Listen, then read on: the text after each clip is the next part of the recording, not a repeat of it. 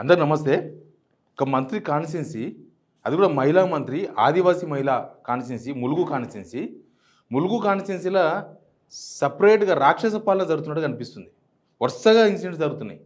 అన్నీ దాడులు, లేకపోతే భయపెట్టకాలు, లేకపోతే కూలగొట్టడాలు. ఏకంగా ఈ 2 నెలల కాలంలోనే నాకు తెలిసి వీళ్ళ వ్యవహారంతోన ఇద్దరు చనిపోయినారు. ఇద్దరు ఆత్మహత్యనే. ఇంకా ఇట్లా ఇన్సిడెంట్స్ జరుగుతూనే ఉన్నాయి. ఒక రిపోర్టర్ మీద కూడా దాడి జరిగింది అక్కడ. రీసెంట్గా ఒక 23 సంవత్సరాల ఒక పిల్లగాడు, కాంగ్రెస్ ములుగు జిల్లా అధ్యక్షుడు పగడాకుల అశోక్ వాళ్ళ సొంతూరు చల్వాయిలో జరిగింది ఈ ఇష్యూ.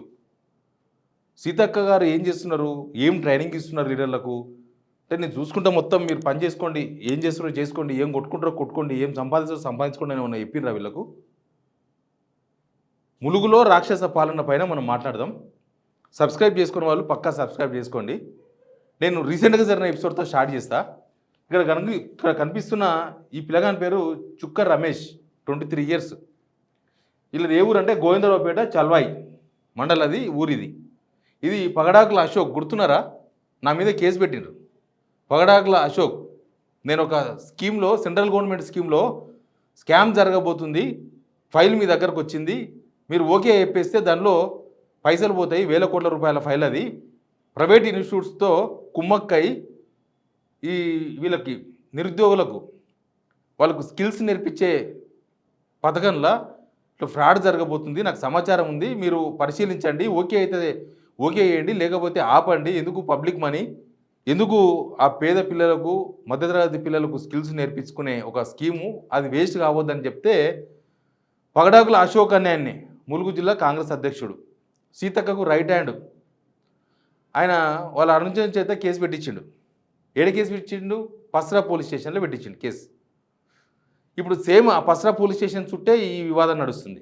ఏమైందంటే, ఇందిరమ్మ ఇంట్లో కొట్లాడిదంతా. ములుగులో జరిగినన్ని అవకతవకలు బహుశా రాష్ట్రంలో ఎక్కడ జరిగి ఉండకపోవచ్చు. ములుగు జిల్లాలో జరిగినన్ని అవకతవకలు ఈ ఇందిరమ్మ ఇండ్ల విషయంలో.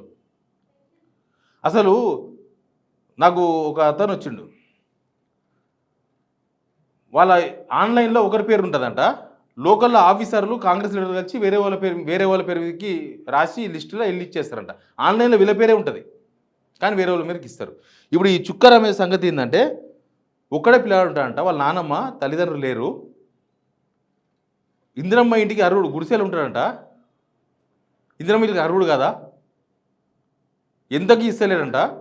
2 మంత్స్కి వెళ్ళి గ్రూపుల్లో పెట్టిండంట, ఇందిరమ్మ ఇండ్లలో అవకతవకలు జరుగుతున్నాయి, అరువులకు రాకుండా ఎవరెవరికో పోతున్నాయి, పైసలు చేతులు మారుతున్నాయని. అంతే, టార్గెట్ చేసినరా ఏం చేసినారో తెలియదు. పస్రా పోలీస్ స్టేషన్ నుంచి వితౌట్ కంప్లైంట్ లేకుండా, మామూలుగా పోలీస్ స్టేషన్లో కంప్లైంట్ చేస్తే కదా వాళ్ళు ఫోన్ చేయాల్సింది. మరి ఈ పగడాకుల అశోక్ చెప్పిండా, ఇంకెవరని చెప్పిండ్రా, సీతక్కనే ఫోన్ చేసి చెప్పిందా, మన మీద వాట్సాప్లో పెడుతున్నారు పిలవండి అని. ఈ పిల్లానికి ఫోన్ చేసినాడు పోలీసులు. ఫోన్ చేస్తే ఆత్మహత్య, ఓ లేఖ, సూసైడ్ లేఖ రాసి ఆత్మహత్య చేసుకున్నాడు, నన్ను వేధిస్తున్నారని. ఆ లేఖ కూడా బయటికి రాకుండా డ్రామాలు, లేఖ బయటకు వస్తే వీళ్ళ బండారం బయటపడుతుంది. అంటే వీళ్ళ ఇందిరమ్మ ఇండ్ల కోసం చచ్చిపోవాలన్నా జనం, వీళ్ళ ఇందిరమ్మ ఇండ్ల కోసం ప్రాణాలు తీసేసుకోవాలన్నా? అరువులకే ఇస్తాం, ఇందిరమ్మ కమిటీలే డిసైడ్ చేస్తాయి, మేము బీఆర్ఎస్ గవర్నమెంట్ లాగా కాదు, వాళ్ళు డబుల్ బెడ్రూమ్లు ఇచ్చినట్టు పంచం, మేము అరువులకే ఇస్తాం, ఇదేనా? అంటే ములుగు సపరేట్ ఏమైనా ఉందా? సీతక్కకు రాసి ఇచ్చిండ్రా ములుగు జిల్లా మొత్తం కూడా? ఆ జిల్లా ప్రజలు ఆలోచించాలి, ఆ జిల్లా ప్రజలు ఆలోచించాల్సిన అవసరం ఉంది. నాలుగొండల మీద కేసులు పెడితే ఎదుర్కొంటాం, కానీ పాపం ఊర్లలో ఉండే వాళ్ళ మీద కేసులు పెడితే ఇట్లయితుంది. అసలు ఆ పగడాకుల అశోక్, ఆ జిల్లా అధ్యక్షుడు, ఆయన వ్యవహారం ఏందో తేల్చాలి పోలీసులు. ఎన్ని రోజులు గవర్నమెంట్ 2 రోజులు నడుస్తుంది, తర్వాత చాలా వ్యవహారాలు నడుస్తున్నాయి. నా దృష్టి కూడా చాలా వచ్చినాయి, ఈ లోకల్లో కాదు బయట కూడా నడుస్తున్నాయి ఇష్యూస్. మరి ఎందుకు జరుగుతుంది ఇది? ఇది ఒక్క ఇన్సిడెంట్ జరిగితే సరే, ఈ పిల్లగాడు ఏదో తొందరపడ్డాడేమో అనుకుందాం. ఫస్ట్ తాడ్వాయిలో Srikanth Reddy, Andhra Jyothi reporter, same problem. ఆయన అర్హుడేనట ఇందిరమ్మ ఇల్లుకు. అది అడిగినందుకు ఆయన మీద దాడి జరిగింది, శ్రీకాంత్ రెడ్డి మీద దాడి జరిగింది. ఎవరు కొట్టినంటే కాంగ్రెస్ వాళ్ళు కొట్టిండ్రు. తర్వాత కన్నాయిగూడెంలో కుమ్మర్ నాగయ్య అనే పర్సను, అప్పుడు ఇందిరమ్మ ఇల్లు ఫస్ట్ లిస్ట్ ఉండే చూడు, అప్పుడే వీళ్ళ ముందరనే పురుగుల మందు తాగిండు, 10 రోజులు హాస్పిటల్లో ఉండి చనిపోయాడు. అట్లా ఒక ప్రాణం పోయింది. ఒక 45-50 ఏళ్ళు ఉంటాయి పాపం పెద్ద మనిషి. తర్వాత ఆదివాసీల నిన్న చూడలే, మీకు పక్కా ఇండ్లు కట్టిస్తా అని ఓట్లు వేపించుకున్న సీతక్క అధికారంకి వచ్చిన తర్వాత వాళ్ళకి పక్కా ఇండ్లు ఇచ్చుడు కాదు, ఉన్న ఇల్లు కూడా కొట్టించింది మొత్తం. ఆదివాసీలు ఎదురు తిరిగిండ్రు, బుల్డోజర్స్కి ఎదురు తిరిగిండ్రు, అటవీ పోలీసుల మీదకి ఎదురు తిరిగిండ్రు, అనేది ఖాళీ చేపించేసిండ్రు. వాళ్ళకి పక్కా ఇల్లు లేదు, ఏమీ లేదు, పక్కా కూడా లేదు పండుకోవడానికి. ఇంత రాక్షస పాలన ఎందుకు నడుస్తుంది ములుగులో? అంటే ఎక్కడి నుంచో వచ్చినా నేను సీతక్క చెప్పే మాటలు అది ఒరిజినల్ కూడా, ఆమె చెప్పే మాటలు కూడా ఒరిజినల్. ఆమె చాలా కింది స్థాయి నుంచి వచ్చింది, మావోయిస్టుల నుంచి వచ్చింది. కానీ ఈ సిద్ధాంతం ఏంది? ఇది ఏ సిద్ధాంతం అనుకోవాలి? మావోయిస్టు సిద్ధాంతం అయితే పేదల కోసం పనిచేయాలి 100%. మరి ఈ సిద్ధాంతం ఎవరి కోసం, దేనికోసం ఈ సిద్ధాంతం? కాన్స్టిట్యున్సీలో ములుగు జిల్లాలో మీ నాయకుల ఒత్తిడితోనో లేకపోతే మీరు పెట్టించే కేసులతోనో మీరు పోలీసులతోనో ఫోన్ చేయించి బెదిరిస్తేనో ఇట్లా జరుగుతున్నాయి. దీన్ని రాక్షస పాలన అనకపోతే ఏమనాలి?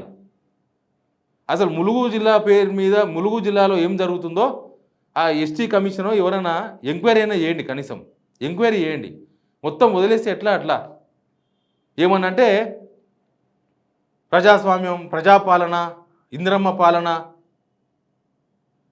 పాలన అంటే ఎట్లుంటుందో ఇట్లా చూపిస్తున్నారా? మొత్తం తెలంగాణ రాష్ట్రంలో అత్యధికంగా కేసులు బుక్ అవుతున్న పోలీస్ స్టేషన్లు ములుగులో ఉన్నాయి. ములుగు జిల్లాలోనే అత్యధిక పోలీస్ కేసులు బుక్ అవుతున్నది. ఏం కేసులు అంటే ఇవే బెదిరింపులే. ఈ పిల్లగాని కేసులో అయితే కనీసం కంప్లైంట్ కూడా లేదంట, జస్ట్ పోలీసులు ఫోన్ చేస్తారంట. అట్లా చేస్తారు? అవి పోలీస్ స్టేషన్లా లేకపోతే ఏమన్నా గాంధీ భవన్ కాంగ్రెస్ పార్టీ కార్యాలయాలా? దీనికి ఎవరు సమాధానం చెప్పాలి? ఆదివాసీల గూడు చెదరగొడితే కూడా సీతక్క స్పందించాలి ఇప్పటివరకు. మేము ఆ రోజు కూడా వార్త వేసినాం ఎటువంటి సీతక్కని.